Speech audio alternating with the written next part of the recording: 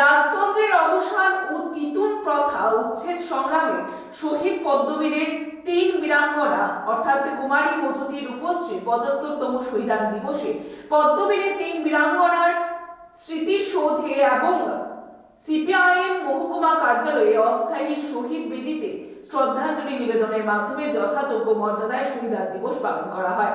এদিন সকালে শহীদান পরিবারের সদস্যদের নিয়ে পদ্মবীরে কুমারী মধুতি রূপশ্রী স্মৃতিসৌধে জিএমপির উদ্যোগে ফুলমালা দিয়ে শ্রদ্ধাঞ্জলি নিবেদনের মাধ্যমে এক শহীদ স্মরণে অনুষ্ঠান আয়োজিত হয়। প্রিয় কমরেডস, সবাইকে নমস্কার।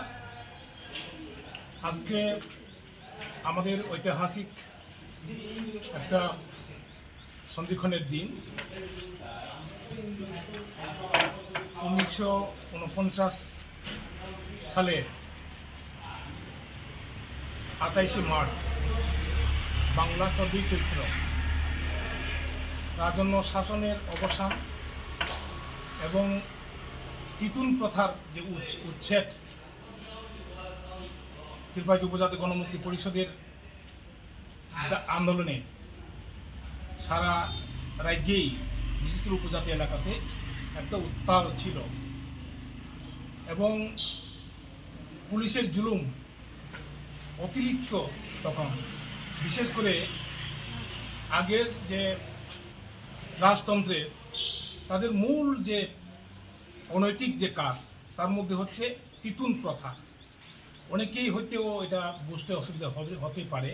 তিতুন প্রথা এটা যে জিনিসটা তারা কালেকশন করে প্রজাদের কাছ থেকে, প্রত্যেক বছরে একবার করে তারা কালেকশন করে এবং এটা তখন তো রাস্তা ছিলেন না, তাদের সময় রাস্তা ছিল না, যানবাহনের কোনো ব্যবস্থা ছিল না।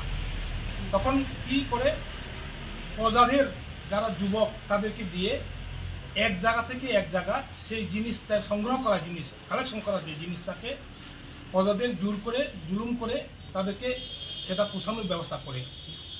বিশেষ করে তারা রাজার যে প্রজারা তাদের ভিলেন্ডিয়া বা পুলিশ এই সমস্ত যারা তাদের এই কাজগুলি তারা করে থাকে এবং এটা গণমুক্তি পরিষদ এটা প্রতিবাদ করেছিলেন যে এটা কখনো এটা সম্ভব না যে এত জিনিস, এত কালেকশন জিনিস এটা এক পাড়া থেকে এক পাড়া করতে করতে আগরতলা তার রাজদরবারে নিয়ে যেতে হয়।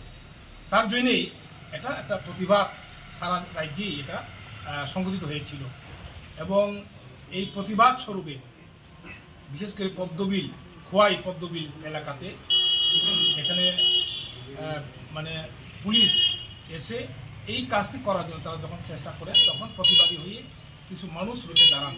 তার মধ্যে এখানে বক্তরাম দেববর্মা তাদেরকে পুলিশ জোর করে নিয়ে যায় এই প্রতিবাদে এবং পরবর্তী সময়ে নারী এখানে যারা নারীরা আছে সংগঠিতভাবে, নারী পুরুষ সংগঠিতভাবে তারা পুলিশের কাছ থেকে তাদেরকে কেড়ে নেওয়ার জন্য তারা যখন চেষ্টা করে তখন তাদের উপর এই বর্বরোচিত যে আক্রমণ সংগঠিত করা হয় এবং বিশেষ করে তাদের 3 জনকে গুলি করে মারা হয় এবং তাদের যে মানে দেহ এটা তারা নিয়ে যায় এবং পরবর্তী সময় তারা এটাকে মানে কোথায় তারা মানে এটাকে মানে রেখেছে বা এটা গুম করে ফেলে হয়েছে এটা এখনও শনাক্ত করতে পারেনি বা তার প্রমাণ আমরা দিতে পারিনি।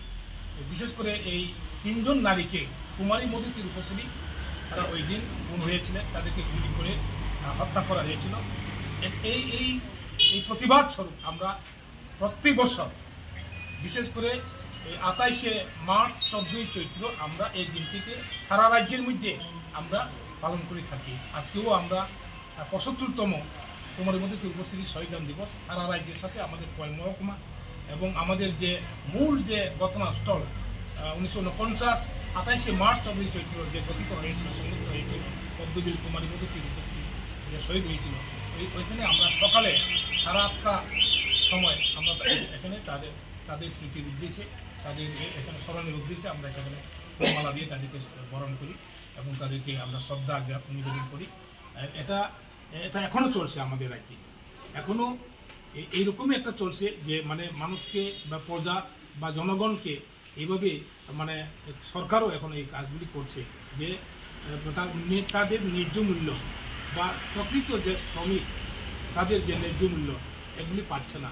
এই সরকার এইভাবেই এখনও মানে আমাদের প্রজাদের উপর, বিশেষ করে জনগণের উপর এই গণতন্ত্র সরকার প্রতিষ্ঠিত হওয়ার পরেও আমাদের রাজ্যে কিন্তু এখনও এই বিশেষ করে মানে বিজেপি এবং আইপিএফটি সরকার আসার পরে এটা আরও বেশি আরও বেশি বিদ্যমান, আরও বেশি এটা এখনও এগুলি চলছে।